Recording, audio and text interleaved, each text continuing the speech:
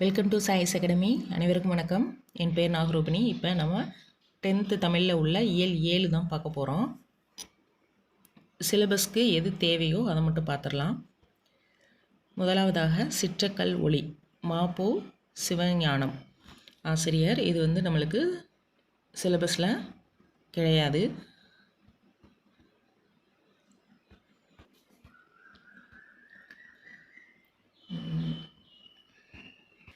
இந்த குறிப்பு மட்டும் பார்த்துடலாம். செந்தமிழ் நாடெனும் போதிநிலை, இதனை கூறியவர் பாரதியார். இங்கே தமிழ்நாடுக்குரிய அடைமொழிகள் கொடுத்துருக்காங்க, பார்க்கலாம். தமிழ்நாடு என்றால் வாய்மணக்கும் காதியனிக்கும் உள்ளம் துள்ளும், செந்தமிழ் நாடெனும் போதிநிலை என்பத்தேன் பாயுது காதநிலை என்கிறார் பாரதியார். தமிழ்மொழி வழங்கும் தமிழ்நாடு என்பது இயல்பு, அதாவது மரபு. தொல்காப்பிய பாயர் என்ன கூறுதுன்னு பாருங்கள். தமிழ் கூறும் நல்லுலகம் என்கிறதல்லவா. தொல்காப்பியம் என்ன சொல்லுது? தமிழ் கூறும் நல்லுலகம். புறநானூறு தன் தமிழ் வரைபு என்கிறது. பரிபாடல் தன் தமிழ் வேலி தமிழ்நாடு என்கிறது. சிலப்பதிகாரம் இமிழ்கடல் வேலியை தமிழ்நாடு ஆக்கிய என்றுரைக்கிறது. ஓகேங்களா? இது எல்லாமே தமிழ்நாட்டை பற்றி இலக்கியத்தில் உள்ளது. ஓகேங்களா? நம்மளுக்கு சிலபஸில் தமிழுடைய தொன்மை சிறப்பு அதுதான் நம்மளுக்கு தேவை. இதை சும்மா பார்த்துக்கலாம். ஆனால் ஆங்கிலேயரோட காலத்தில் நம் மாநில பகுதியோட பெயர் மதராஸ் ஸ்டேட் அப்படின்னு இருந்துச்சு. சுதந்திரத்துக்கு பின்னாடி அதை எதிர்த்தாங்க. திரு சங்கரலிங்கனார் அவர் இதற்கு போராட்டம் செஞ்சு உண்ணாவிரதம் இருந்து தன்னுடைய உயிரவே துறந்துட்டார். ஓகேங்களா? தமிழ்நாடு என்ற வேலியை காக்க முடிந்த பயிரானார். இதற்கு விடிவு தந்தவர் யாருன்னா பேரறிஞர் அண்ணா அவர்கள். 1967ஆம் ஆண்டு அண்ணா ஆட்சிக்கு வந்த பிறகு மதராஸ் ஸ்டேட் என்ற பெயரை தமிழ்நாடு என்று பெயர் மாற்றம் செய்தார். ஓகேங்களா? தமிழ் கூறும் நல்லுலகம் தமிழ்நாடு என இனிதே மலர்ந்தது. நம் நாடு எது எனில் தமிழ்நாடு என்றால் இளம் பூரணார். கடல் கடந்த வாணிகம். தமிழர்கள் கடல் கடந்தும் வாணியம் செஞ்சுருக்காங்க அப்படின்றதுக்கு எடுத்துக்காட்டாக ஆஸ்திரேலியா நாட்டில் உள்ள தலைநகரத்தில் உள்ள வியன்னா என்ற தலைநகரத்தில் அமைந்துள்ள அருங்காட்சியகத்தில் பேபிரஸ் தாளில் எழுதப்பட்ட அரிய கையெழுத்துச் சுவடி ஒன்று இருக்குது. இந்த சுவடியில் என்ன இருக்குன்னா, சேர நாட்டு துறைமுகமான முசிறியில் வாழ்ந்த தமிழ் வணிகருக்கும் எகிப்து நாட்டின் அலெக்சாண்ட்ரியா துறைமுகத்தில் வாழ்ந்த கிரேக்க வணிகருக்கும் இடையிலான வணிக ஒப்பந்தம் அந்த பேப்பரில் இருக்குது அப்படின்னு சொல்கிறாங்க. இதன் மூலமாக தமிழர்கள் கடல் கடந்தும் வாணிக தொடர்பு வச்சுருக்காங்க அப்படின்றது தெளிவாக இருக்குது. கிபி 2ஆம் நூற்றாண்டின் இடைப்பகுதியில் ஏற்படுத்தியுள்ளது. இது கிபி 2ஆம் நூற்றாண்டின் இடைப்பகுதியில் ஏற்படுத்தி கொள்ளப்பட்டது. அதுக்கடுத்து நூல்வெளி பாருங்கள்.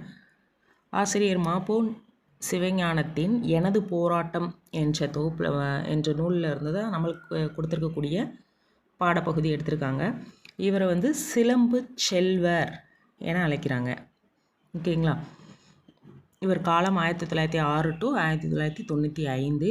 இவர் விடுதலை போராட்ட வீரர். 1952 முதல் 1954 வரை சட்ட மேலவை உறுப்பினராகவும் 1972 முதல் 1978 வரை சட்ட மேலவை தலைவராகவும் இருந்திருக்காரு. தமிழரசு கழகத்தை தொடங்கியவர் இவர். வள்ளலார் கண்ட ஒருமைப்பாடு என்னும் இவருடைய நூலுக்காக 1966ஆம் ஆண்டு சாகித்ய அகாதமி பரிசு பெற்றார். ஓகேங்களா? தமிழக அரசு திருத்தணியிலும் சென்னை தியாகராய நகரிலும் இவருக்கு சிலை அமைத்துள்ளது. ஓகேங்களா? அதுக்கடுத்து ஏர் புதிதா, ஆசிரியர் கூபா ராஜகோபாலன். இதுவும் நம்மளுக்கு சிலபஸில் கிடையாது. இது சாதாரண சொல்லும் பொருளும் கிடையாது. இதில் உள்ள பாடல் வரிகள் எளிமையாக இருக்குது. அதனால் சொல்லும் பொருளும் தேவையில்லை, அப்படியே பார்த்தாலே நம்மளுக்கு புரிஞ்சிடும். அதுக்கடுத்து மெய்கீர்த்தி. இதுவும் நம்மளுக்கு சிலபஸில் கிடையாது. இருந்தாலும் இதில் உள்ள சொல் பொருள் பார்த்துடலாம். திசைப்பாளர் என்பர். திசைப்பாலகர்னால் 8 திசைகளை காக்கக்கூடிய காவலர்கள் அப்படின்னு சொல்லுவோம். என் திசை பாலகர்கள் அப்படின்னு சொல்லுவோம். அது யாருன்னா இந்திரன், அக்னி, யமன், நிருதி, வருணன், வாயு, குபேரன், ஈசானன். இவங்களாம் எண் திசை பாலகர்கள் அப்படின்னு சொல்கிறோம். அதுக்கடுத்து மனுவாணை என்னென்னா மனுநீதிப்படி ஆட்சி செய்தல், நீதிநெறியோட ஆட்சி செய்தலை தான் குறிக்கிறது. வடிமணி, சிலம்புனா காலில் அணியக்கூடிய அணிகலன். அதுக்கடுத்து கல்லுன்றது மலரில் உள்ள தேனை குறிக்குது. ஓகேங்களா? அந்த கல்லை ஒன்றா வண்டுகள் வரும் அப்படின்றாங்க. அதுக்கடுத்து வரைனா மலை. மையுடைய கருமையான மருளுடைய அப்படின்னா மாச்சி, மருச்சி. மருள்னா மருச்சி அல்லது மயக்கம் அப்படின்னு சொல்லலாம். கயற்குளம் அப்படின்னா மீன் கூட்டம். கயத்தாயாரே அப்படின்னா கயத்தாயர் அப்படின்னா செவிலித்தாய் அப்படின்னு பொருள். இசைப்பாணர் அப்படின்றவங்க பாட்டு பாடக்கூடிய பாணர்கள். ஓகே, அடுத்து இந்த குறிப்பு மட்டும் பார்த்துடலாம். நூல்வெளி பாருங்கள். இதில் 2ஆம் ராசராச சோழனுடைய மெய்கீர்த்தி தான் நம்மளுக்கு பாடப்பகுதியாக வந்திருக்கு. மெய்கீர்த்தி அப்படின்னா என்னென்னா, பழங்கால தமிழ் மன்னர்கள் ஆட்சி செஞ்சாங்க இல்லையா, அவங்களுடைய ஆட்சிகால சாதனைகள்,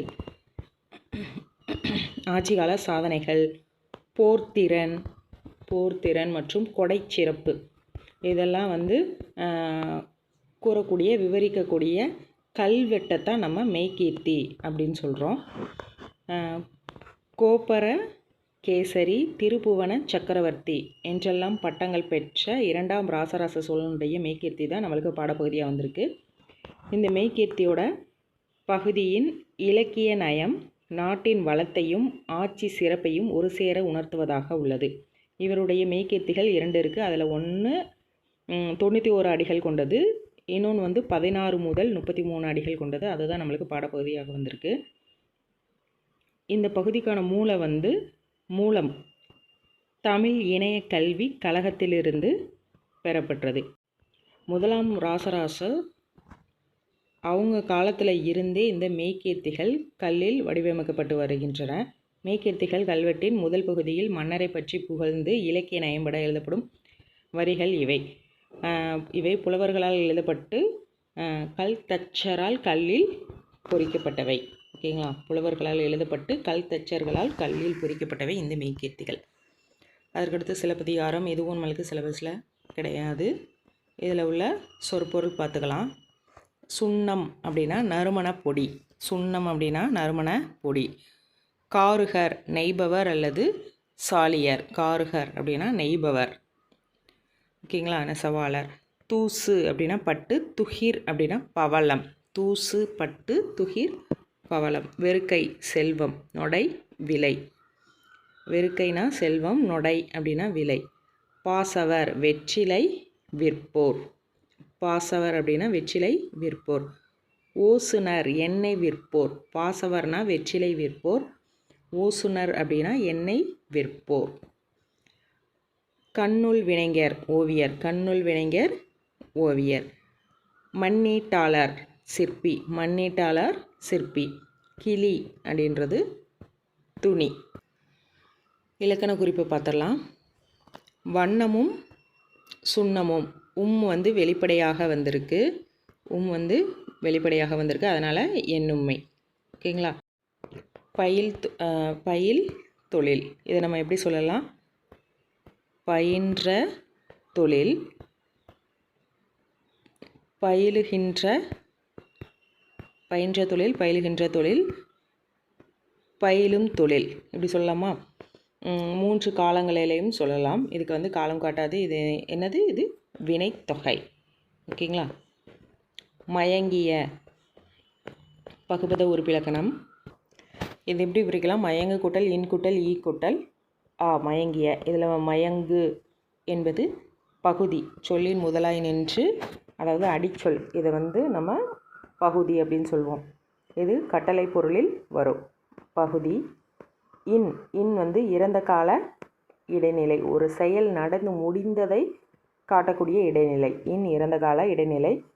இன் புணர்ந்து கெட்டது. ஈ இந்த யாவை எப்படி பிரிச்சிருக்காங்க? ஈ கூட்டல் ஆவன்னு பிரிச்சிருக்காங்க. ஈ வந்து உடன்படுமை, உடன்படு மெய். ஆ வந்து பெயரச்ச விகுதி. ஓகேங்களா? ஆ பெயரச்ச விகுதி, ஈ உடன்படுமை. ஓகேங்களா? அடுத்து பெருங்குணத்து காதலால் நடந்த பெருவழி.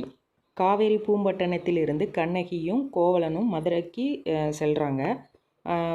போகிற வழியில் திருவரங்கம் மற்றும் உறையூர் வழியாக கொடும்பாலூர் என்னும் இடத்தை அடைந்தனர். தென்னவன் சிறுமலையின் வலப்பக்கம் வழியாக சென்றால் மதுரையை அடையலாம். அது இல்லாமல் இடப்பக்கம் வழியாக சென்றால் திருமால் குன்றம், அதாவது அழகர்மலை வழியாக மதுரைக்கு செல்லலாம். இவ்விரண்டுக்கும் இடைப்பட்ட வழியில் சோலைகள் காடுகள் நிறைந்த பகுதி. அந்த வழியாக சென்றால் 3 வழிகளும் சந்திக்கும் மதுரை பெருவழியை அடையலாம். கோவலனையும் கண்ணையையும் கவுந்தியடிகள் வந்து இந்த பெருவழியில் தான் கூட்டிகிட்டு போயிருக்காங்க. மதுரையில் கணவனை இழந்த கண்ணகி மதுரையிலிருந்து வைகையின் தென்கரை வழியாக நெடுவேல் குன்றம் அப்படின்னா சுருளிமலை. ஓகேங்களா? நெடுவேல் குன்றம் என்பது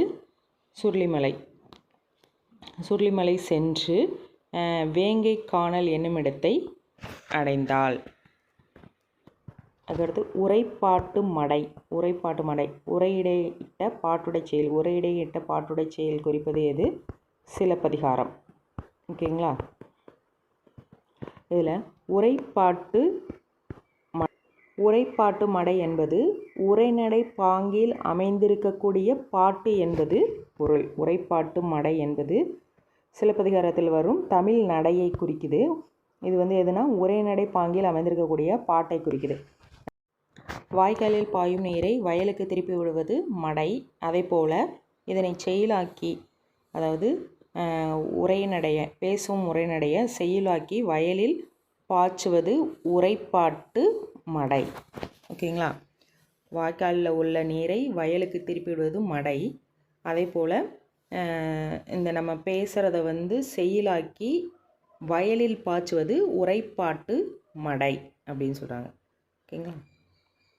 அடுத்த நூல்வெளி பாருங்கள். சிலப்பதிகாரத்தில் இருக்கக்கூடிய புகார் காண்டத்தில் இந்திரவிழா ஊரெடுத்த காதையிலேருந்து வந்திருக்கிறது தான் நமக்கு கொடுத்துருக்க பாடப்பகுதி. இது 50 காப்பியங்களில் ஒன்று இந்த சிலப்பதிகாரம். இதை முத்தமிழ் காப்பியம், குடிமக்கள் காப்பியம் என்று அழைக்கப்படும். இது மூவேந்தர் பற்றிய செய்திகளையும் இந்த காப்பியம் கூறுகிறது. இது புகார் காண்டம், மதுரை காண்டம், வஞ்சிக்காண்டம் என்று 3 காண்டங்களையும் 30 காதைகளையும் உடையது. கோவலன் கண்ணகி மாதவி வாழ்க்கையை பாடுவதுதான் இந்த சிலப்பதிகாரம். மணிமேகலை காப்பியத்தோட கதை தொடர்பு கொண்டனால இந்த 2 காப்பியங்களையும் இரட்டை காப்பியங்களை எனவும் அழைப்பர். இந்த சிலப்பதிகாரத்தோட ஆசிரியர் வந்து இளங்கோடிகள் சேர மரபை சார்ந்தவர். இவர் மணிமேகலையோட ஆசிரியர் சீத்தலை சாத்தனார். ஓகேங்களா? கூலவாணிகன் சீத்தலை சாத்தனார். கோவலன் கண்ணகி கதையை இந்த சீத்தலை சாத்தனார் வந்து இளங்கோவடிகளிடம் கூறி அடிகள் நீரே அருளுக அப்படின்னு சொல்லிட்டாரு. அதனால் இளங்கோவடிகளும் நாட்டுதும் யாம் ஓர் பாட்டுடை செய்யுள் என இக்காப்பியத்தை படைத்தார். ஓகேங்களா? அதுக்கடுத்து மங்கையராய் பிறப்பதற்கே, இதுவும் நம்மளுக்கு சிலபஸில் கிடையாது. அதுக்கடுத்து புறப்பொருள் இலக்கணம். நம்ம போன பாடப்பகுதியில் அகப்பொருள் இலக்கணம் பற்றி பார்த்தோம். இப்போ இந்த பகுதியில் புறப்பொருள் இலக்கணம் பற்றி பார்க்க இருக்கோம். அதாவது புறத்திணை என்பது அகத்திணைக்கு மாறாக தமிழ் இலக்கணத்தில் மக்களுடைய போர்த்திறம், போர் வீரம்தான் முக்கியம். ஓகேங்களா? போர் வீரம், கொடை, அவங்களுடைய புகழ், நிலையாமை போன்ற பொது ஒழுக்கங்களை பற்றி கூறக்கூடிய பிரிவு தான் இந்த புறப்பொருள் இலக்கணம். ஓகேங்களா? இதை உரையாடல் வடிவில் கொடுத்துருக்காங்க. இதை நம்ம தேவையானதை மட்டும் எடுத்துக்கலாம். இப்போ புறப்பொருள்னால் என்ன? புறம் பற்றிய நெறிகளை கூறுவது தான் இந்த புறத்திணை அப்படின்றாங்க. இதில் வெச்சி முதலாக 12 வகையான திணைகள் இருக்குது. புறத்திணைகள் எத்தனை வகைப்படும்? 12 வகைப்படும். அவை என்னென்ன அப்படின்னா வெச்சி, கரந்தை, வஞ்சி, காஞ்சி, உளிங்கை, நொச்சி, தும்பை, வாகை, பாடான், பொதுவியல், கைக்கிளை, பெருந்திணை. இந்த 12 திணைகள் தான் புறத்திணைகள். ஓகேங்களா? இதை பற்றி ஒன்றொன்னா விளக்கமாக பார்க்கலாம். முதலாவதாக வெச்சித்திணை. மக்கள் சிறு குழுக்களாக வாழ்ந்த காலத்தில் ஆண் இரைகளை, அதாவது மாடுகளை சொத்தாக கருதினர். ஓகேங்களா? ஆணிரை என்பது மாடுகள், அதாவது குறிப்பாக பசு கூட்டம் சொல்லலாம். ஆணிரைகள் என்பது பசு கூட்டம். ஓகேங்களா? ஒரு குழுவினரிடமிருந்து மற்றொரு குழுவினர் ஆணிரைகளை கவர்தல் வழக்கமாக இருந்தது. கவர்தல் என்பது திருடிச் செல்லுதல். ஓகேங்களா? ஆணிரைகளை கவர்ந்து வர வெச்சி பூவினை சூடிக்கொண்டு செல்வர். ஒரு நாட்டு மக்கள் இன்னொரு நாட்டு மக்களுடைய ஆணிரைகளை, அதாவது பசுக்களை கவர வந்து வெச்சி பூவினை சூடி வருவாங்க, சூடிக்கொண்டு அந்த ஆணிரைகளை கவர போவாங்க. எனவே இது ஆணிரை கவர்தல் வெச்சித்திணை எனப்பட்டது. ஓகேங்களா? பசுக்களை கவர்தல், பசுக்களை கவர வெச்சி பூவை சூடிக்கொண்டு போவாங்க. இது வெச்சித்திணை எனப்படும். அதுக்கடுத்து கரந்தை திணை. கவர்ந்து செல்லப்பட்ட தம்முடைய பசுக்களை மக்கள் மீட்கச் செல்லும்போது இந்த கரந்தை பூவினை சூடிச் செல்வர். இது கரந்தை திணை எனப்படும். ஓகேங்களா? அவங்களால் கவர்ந்து செல்லப்பட்ட, அயல் நாட்டவர்களால் கவர்ந்து செல்லப்பட்ட பசுக்களை, தம்முடைய ஆணிரைகளை மக்கள் மீட்கச் செல்லும்போது கரந்தை பூவை சூடிச் செல்வர். ஓகேங்களா? இந்த திணை கரந்தை திணை எனப்பட்டது. அந்த வெச்சி பூ எப்படி இருக்குன்னு சொல்லி கொடுத்துருக்காங்க பாருங்கள். அழகு செடியாக வீட்டு தோட்டங்களிலும் பூங்காக்களிலும் வளர்க்கப்படுகின்ற சிவந்த நிறமுடைய வெச்சி பூ. அதாவது இந்த காலத்தில் இப்போ வந்து நம்ம இட்லி பூன்னு சொல்லுவோம் இல்லையா, இதுதான் வெச்சி பூ இந்த படத்தில் இருக்கிறது. கரந்தை பூ வந்து சிறிய முட்டை வடிவில் கொத்தாக பூகக்கூடிய இந்த கரந்தை பூ சிறிய செடி, நறுமணம் மிக்க. இது செம்மை, நீலம், இளஞ்சிவப்பு, நீலம் கலந்த சிவப்பு ஆகிய நிறங்களில் பூக்கிறது. இதனை கொட்டை கரந்தை என்றும் கூறுவர். அதுக்கடுத்து வஞ்சித்திணை என்பது மண்ணாசை காரணமாக பகைவர் நாட்டை கைப்பற்ற கருதி வஞ்சிப்பூவை சூடி போருக்கு செல்வது தான் வஞ்சித்திணை. ஓகேங்களா? மண்ணாசை காரணமாக பகைவர் நாட்டை கைப்பற்ற கருதி வஞ்சிப்பூவை சூடி போவாங்க. அதுதான் வஞ்சித்திணை அப்படின்னு சொல்கிறோம். அந்த வஞ்சிப்பூவோட விளக்கம் பாருங்கள். பளபளப்பான மெல்லிய பூவின் இதழ்களில் வெள்ளிய பஞ்சு போன்ற நுண்மயிர் அடர்ந்துள்ளது. இதைத்தான் நம்ம வஞ்சிப்பூ அப்படின்னு சொல்கிறோம். அடுத்து காஞ்சித்திணை என்பது எதிர்த்து போரிடல். எதிர்த்து போரிடல் தான் காஞ்சித்திணை. அதாவது தன் நாட்டை கைப்பற்ற வந்த மாற்றரசனுடன் காஞ்சிப்பூவை சூடி எதிர்த்து போரிடுவாங்க. நம் நாட்டை கைப்பற்ற வர்றவங்க வஞ்சித்திணை சூடி கைப்பற்ற வருவாங்க. இங்கே உள்ள மக்கள் வந்து அதை எதிர்த்து போரிடும்போது காஞ்சிப்பூவை சூடி எதிர்த்து போரிடுவாங்க. அதைத்தான் நம்ம காஞ்சித்திணை அப்படின்னு சொல்கிறோம். அந்த காஞ்சிப்பூவோட விளக்கம் பாருங்கள். கொத்து கொத்தாக பூக்கும் நீல நிற மலர்கள் கொண்ட அழகான மனமுள்ள காஞ்சி என்பது ஒரு வகை, அதாவது அழகான நீல நிறம் கொண்ட அழகான மனமுள்ள மலர். ஓகேங்களா? காஞ்சி என்பது ஒரு வகை குறுமரம் வகையை சார்ந்தது. நொச்சித்திணை என்பது இப்போ ஒரு நாட்டில் வந்து அந்த நாட்டை காக்க வந்து கோட்டைகள் அமைச்சிருப்பாங்க. அந்த கோட்டைகளை வந்து பகை அரசர்கள் வந்து முற்றுகையிட்டுருவாங்கள்ல. முற்றுகையிட்டு அந்த கோட்டைகளை சூழ்ந்து நிற்கும்போது அந்த பகை அரசனோடு நொச்சிப்பூவை சூடி உள்ளிருந்தே முற்றுகையிட்ட பகையரசனோடு நொச்சிப்பூவை சூடி போரிடுவது தான் இந்த நொச்சித்திணை. ஓகேங்களா? மண்ணை காக்க கோட்டைகள் கட்டப்பட்டன. அந்த கோட்டையை காத்தல் வேண்டி உள்ளிருந்தே முற்றுகையிட்ட பகையரசனோடு, வெளியே முற்றுகையிட்ட பகையரசனோடு உள்ளுக்க இருந்துகிட்டே நொச்சிப்பூவை சூடி போரிடுவது தான் இந்த நொச்சித்திணை. அந்த நொச்சிப்பூ எப்படி இருக்கும்னா, மருத நிலத்துக்குரிய பூ இந்த நொச்சிப்பூ. கொத்து கொத்தாக நீல நிற வண்ணம் கொண்டது. இதில் மணி நொச்சி, கருநொச்சி, மலை நொச்சி, வெண்ணொச்சி என பல வகைகள் உண்டு. ஓகேங்களா? அதுக்கடுத்து உளிங்கை. மாற்றரசனின் கோட்டையை கைப்பற்ற உளிங்கை பூவை சூடிய தன் வீரர்களுடன் அதனை சுற்றி வளைத்தல் உளிங்கை திணை. அதாவது அந்த கோட்டையை சூழ்ந்திருப்பாங்களே அவங்களாம் உளிங்கை பூ சூடியிருப்பாங்க. இது வந்து உளிங்கை திணை. உளிங்கை பூ எப்படி இருக்குன்னா, வேலிகளில் ஏறி படரும் நீண்ட கொடியே உளிங்கை கொடி. இதன் கூட்டிலைகளும் மலர்களும் சிறியவை, மலர்கள் மஞ்சள் நிறத்தில் காணப்படக்கூடியவை. இதனை முடக்கத்தான் என கூறுகின்றனர். முடக்கத்தான் பூ ஏற்கனவே நம்ம கேள்விப்பட்டது தான், அதுதான் உளிங்கை பூ. ஓகேங்களா. தும்பை திணை. தும்பை திணையில் அரசர்கள் இரு நாட்டவருமே போர்க்களத்தில் நேருக்கு நேராக போர் புரியும் போது சூடிக்கொள்ளக்கூடிய மலர் தான் தும்பை திணை, தும்பைப்பூ. இது தும்பை திணை எனப்படும். அதாவது பகைவேந்தர் இருவரும் வலிமையே பெரிது என்பதை நிலைநாட்ட, தன்னுடைய வலிமை தான் பெரிது, தன்னுடைய வலிமை தான் பெருசு என்பதை நிலைநாட்ட தம் வீரர்களுடன் தும்பை பூவை சூடி போர்க்களத்தில் ஒருவரோடு ஒருவர் நேருக்கு நேராக போர் புரியது தான் நம்ம தும்பை திணை அப்படின்னு சொல்லுவோம். அந்த போரிடுகின்ற போது அரசர்கள் இருவருமே இந்த தும்பை திணையை, தும்பைப்பூவை அல்லது தும்பைப்பூ மாலையை சூடியிருப்பார்கள். ஓகேங்களா. போர் திணைகள் படிப்படியாக வளர்ந்த நிலையில் போரை தொடங்கும் நிகழ்வாக ஆணேரை கவர்தல் மேற்கொள்ளப்பட்டது. ஓகேங்களா. அந்த போரை நடக்கிறதுக்கு அந்த தொடக்கமாகத்தான் ஆணேரையை கவர்தல் அந்த வெச்சி திணை தொடக்கமாக இருந்திருக்கு. ஓகேங்களா. இந்த தும்பைப்பூ நம்ம எல்லாருமே சாதாரணமாக பார்த்துருப்போம், எல்லா இடங்கள்லையுமே இருக்கும். எல்லா இடங்களையும் வளரக்கூடிய தூய வெண்ணிற மலர்களை கொண்ட சிறிய செடி தான் தும்பை செடி. இது எல்லாமே நம்ம பார்த்துருக்கோம். அதுக்கடுத்து வாகைத்திணை.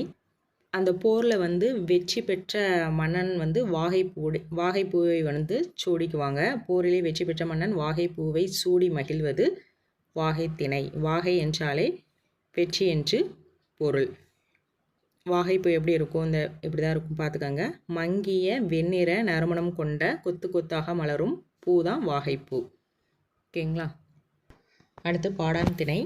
பாடுவதற்குரிய ஆண்மகனை பற்றி பாடக்கூடியது தான் இந்த பாடான் திணை. ஓகேங்களா. பாடப்படுவன் ஆண்மகன், அதாவது பாடப்படுவதற்கு தகுதி உடைய ஒரு ஆளுமையாளரின் கல்வி, வீரம், செல்வம், புகழ், கருணை முதலியவற்றை போற்றி பாடுவது தான் இந்த பாடான் திணை. பாடு கூட்டல் ஆண் கூட்டல் திணை. பாடப்படும் ஆண்மகனுடைய ஒழுக்கத்தை பற்றி பாடுவது தான் இந்த பாடான் திணை. ஓகேங்களா. அடுத்து பொதுவியல் திணை. பொதுவியல் திணைனா என்னென்னா, வெச்சி முதல் பாடான் ஈராக உள்ள புறத்திணைகளில் பொதுவானவற்றையும், இந்த புறத்திணைகளுக்கெல்லாம் பொதுவான கருத்துக்களையும் அவற்றுள் கூறப்படாத கருத்துக்களையும் கூறுவது தான் இந்த பொதுவியல் திணை. அதுக்கடுத்து கைக்கிளை. கைக்கிளை என்பது ஒரு தலை காமம். பெருந்திணை. பெருந்திணை என்பது பொருந்தா காமம். ஓகேங்களா. இதுதான் 12 திணைகளுக்குரிய விளக்கம். ஓகேங்களா. அதுக்கடுத்து ஒன்வேர்டு பாருங்கள். சரியான அகர வரிசையை தேர்ந்தெடுக்க. இதில் பாருங்கள், ஃபஸ்ட்டு இதில் உயிரெழுத்துக்கள் வரிசை தான் முதல்ல வரணும். அதன் பிரகாரம் பார்த்தோம்னா அந்த உ, ஏ. ஓகேங்களா. இது அதுக்கடுத்து உயிர்மை எழுத்துக்கள் மா, ம, மா. ஓகேங்களா. இதுதான் கரெக்டாக அமைஞ்சிருக்கு. ஆன்சர் இ. உழவு, ஏர், மண், மாடு. ஓகேங்களா. அதுக்கடுத்து மாலவன் குன்றம் போனால் என்ன, வேலவன் குன்றமாவது எங்களுக்கு வேண்டும். மாலவன் குன்றமும் வேலவன் குன்றமும் குறிப்பவை முறையே. அதாவது மாலவன் அப்படின்னா திருமால். ஓகேங்களா. திருமாலுடைய மலை. குன்றம் அப்படின்னா மலை. வேலவன்னா முருகனுடைய மலை. இரண்டையும் குறிப்பது கேட்டிருக்காங்க. திருமால் மலையை குறிப்பது திருப்பதி, முருகன் மலையை குறிப்பது திருத்தணி. ஓகேங்களா. ஆன்சர் ஆ. திருப்பதியும் திருத்தணியும். ஓகேங்களா. இதை மாற்றி போடக்கூடாது, ஏன்னா முறையே அப்படின்னு கொடுத்துருக்காங்க. மாலவன் குன்றமும் வேலவன் குன்றமும். ஃபஸ்ட்டு திருப்பதி வரணும், அதுக்கடுத்து திருத்தணி வரணும். இதை மாற்றி போடக்கூடாது. ஓகேங்களா. அதுக்கடுத்து தன்னாட்டு மக்களுக்கு தந்தையும் தாயும் மகனுமாக இருந்த அரசன் என்னும் மெய்கீர்த்தி தொடர் உணர்த்தும் பொருள் யாது அப்படின்னா, நெறியோடு நின்று காவல் காப்பவர். ஓகேங்களா. இரு நாட்டு அரசர்களும் தும்பைப்பூவை சூடி போரிடுவதன் காரணம் தங்கள் வலிமையை நிலைநாட்டல். ஓகேங்களா. இரு நாட்டு அரசர்களுமே தங்கள் வீரத்தை காட்டி வலிமையை நிலைநாட்ட தான் தும்பைப்பூவை சூடி போர் புரிவாங்க. ஓகேங்களா. தமிழினத்தை ஒன்றுபடுத்தும் இலக்கியமாக மாப்போசி கருதியது சிலப்பதிகாரம். அவரை தான் நம்ம சிலம்பு செல்வர் எனவும் அழைக்கிறோம். ஓகேங்களா. அடுத்து இதில் எதிகை முனை பாருங்கள். இந்த அடிகள் கொடுத்துருக்காங்க. இந்த அடிகள் இடம்பெற்றுள்ள நூல் எதுன்னு கேட்டிருக்காங்க. இந்த அடிகள் இடம்பெற்றுள்ள நூல் சிலப்பதிகாரம். சிலப்பதிகாரத்தில் புகார் காண்டத்தில் இருக்கக்கூடிய அடிகள் இது. இப்பாடலில் அமைந்துள்ள மோனையை எழுதுக. மோனை வந்து முதல் எழுத்து ஒன்றி வர தொடுப்பது தான் மோனை. பகர்வனர் பட்டினும், இதில் பாப்பா ஒன்றாக வந்திருக்கா, முதல் எழுத்து ஒன்றி வர தொடுப்பது மோனை. ஓகேங்களா. இரண்டாம் எழுத்து ஒன்றி வர தொடுப்பது எதுகை. எதுகை சொற்களை அடிக்கோடுகள்னு கொடுத்துருக்காங்க. பட்டினும் கட்டு, இதில் வந்து இரண்டாம் எழுத்தாகிய இட்டு வந்து ஒன்றாக வந்திருக்கு. இது எதுகை சொற்கள். காருகர். காருகர் அப்படின்னா என்ன, நம்ம ஏற்கனவே பார்த்துருக்கோம். நெசவாளர் என்பது பொருள். காருகர் அப்படின்னா நெசவாளர், துணி நெய்பவர் என்பது பொருள்.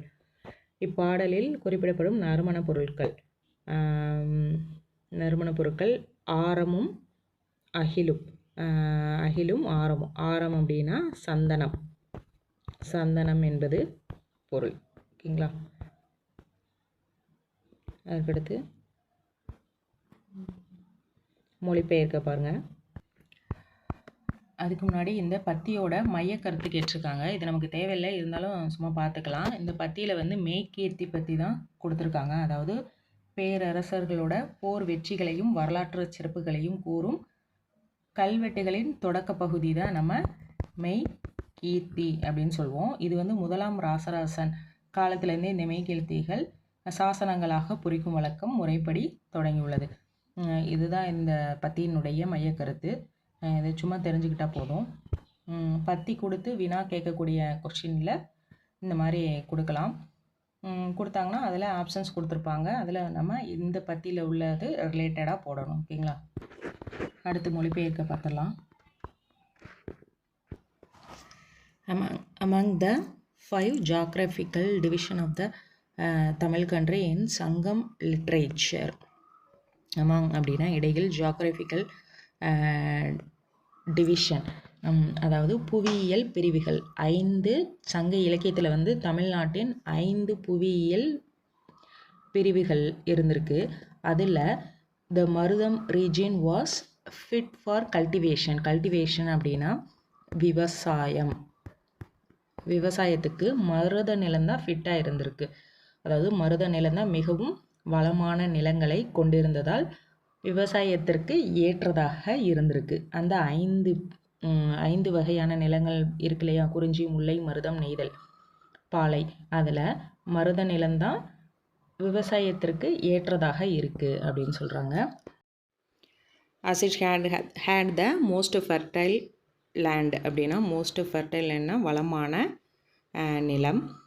the property of a farmer விவசாயியோடைய சொத்துக்கள் வந்து depended, எதை டிபெண்ட் பண்ணி இருக்குது, எதை பொறுத்து இருக்குன்னா getting the necessary sunlight சூரிய ஒளி, seasonal rain பருவ மழை, fertility of the soil வளமான மண். இதை பொறுத்து தான் அவங்களுடைய சொத்து அமைந்திருக்கு, விவசாயினுடைய சொத்து அமைந்திருக்கு. Among these elements of nature, sunlight was considered indispensable. அதாவது indispensable இன்றியமையாத ஒன்றாக கருதியிருக்காங்க. யார்? ஏசியன் தமிழ்ஸ் அப்படின்னா பண்டைய தமிழர்கள் கருதியிருக்காங்க. இந்த சூரிய ஒளியை இன்றியமையாத ஒன்றாக வந்து பண்டைய தமிழர்கள் வந்து கருதியிருக்காங்க அப்படின்றாங்க. ஓகேங்களா. அடுத்து பின்வரும் தொடர்களை கொண்டு பொருத்தமான தொடர் அமைக்க. வரப்போகிறேன், இன்னும் சிறிது நேரத்தில் வரப்போகிறேன், இல்லாமல் இருக்கிறது. இப்போ கடையை திறந்து வைத்திருந்தாலும் அங்கு வியாபாரம் எதுவும் இல்லாமல் இருக்கிறது அப்படின்னு எழுதலாம். அதுக்கடுத்து கொஞ்சம் அதிகம். இந்த ஆண்டு கோடை காலத்தில் வெயிலின் தாக்கம் கொஞ்சம் அதிகமாக உள்ளது. கொஞ்சம் அதிகம். ஓகே. முன்னுக்கு பின் அவன் பேசும் வார்த்தைகள் முன்னுக்கு பின் முரணாக உள்ளது அப்படின்னு எழுதலாம். ஓகே. மறக்க நினைக்கிறேன், என் வாழ்வில் நடந்த கசப்பான சம்பவத்தை நான் முற்றிலும் மறக்க நினைக்கிறேன் அப்படின்னு சொல்லலாம். ஓகேங்களா. அதுக்கடுத்து தொகை சொற்களை பிரித்தெழுதி தமிழ் எண்ணுரு தருக. தொகை சொற்களை பிரிக்கலாமா? மூவேந்தர், சேரர், சோழர், பாண்டியர், மூவேந்தர். 3க்கு வந்து தமிழ் என்ன எது? ஞா. ஓகேங்களா. அதுக்கடுத்து நாட்டிசை, கிழக்கு, மேற்கு, வடக்கு, தெற்கு, 4 திசை. 4க்கு வந்து எண்ணூறு சா. ஓகேங்களா. முத்தமிழ், இயல், இசை, நாடகம். ஓகேங்களா. 3க்கு எண்ணூறு ஞா. ஓகேங்களா? அதுக்கடுத்து அமைந்துள்ள இரு திணை உயர்திணை அக்ரிணை. ஓகேங்களா? 2க்கு வந்து என்ன எழுதுவோம்? எண்ணூறு தமிழ் எழுத்து வந்து உ. ஓகேங்களா? அடுத்து என்ன இருக்குது? முப்பால் அறத்துப்பால் பொருட்பால் காமத்துப்பால். 3க்கு எண்ணூறு அதே தான் ஞா. ஓகேங்களா? அதுக்கடுத்து ஐந்திணை குறிஞ்சி முல்லை மருதம் நெய்தல் பாலை. 5 திணைகள். 5க்கு வந்து என்னது? எண்ணூறு ரு. நானிலம் என்பது அந்த 5 திணைகளில் லாஸ்ட்டாக இருக்கக்கூடிய பாலை மட்டும் விட்டுறணும். ஓகேங்களா? மீதியெல்லாம் வரும். குறிஞ்சி முல்லை மருதம் நெய்தல், இதான் நானிலம். 4க்கு வந்து எண்ணூறு ச. ஓகேங்களா? அதுக்கடுத்து அறுசுவை இனிப்பு கசப்பு புளிப்பு கார்ப்பு உவர்ப்பு துவர்ப்பு, இது அறுசுவைகள். 6க்கு வந்து என்னது? எண்ணூறு சு. 10 பாட்டு 8 தொகை நூல்கள். 10 பாட்டு நூல்கள் எவை? திருமுருகாற்றுப்படை, பொருணராற்றுப்படை, சிறுபானாற்றுப்படை, பெரும்பானாற்றுப்படை, முல்லை பாட்டு, மதுரை, காஞ்சி, நெடுநல் வாடை, குறிஞ்சிப்பாட்டு, பட்டினப்பாலை, மலைப்படுகடாம். ஓகேங்களா? மலைப்படுகடாம். இந்த நூல்கள் தான் 10 பாட்டு நூல்கள். அந்த 10க்கு வந்து எண்ணூறு கா போட்டு 0. ஓகேங்களா? அதுக்கடுத்து 8 தொகை நூல்கள் என்னென்ன? 8 தொகை நூல்கள் என்பது நற்றிணை,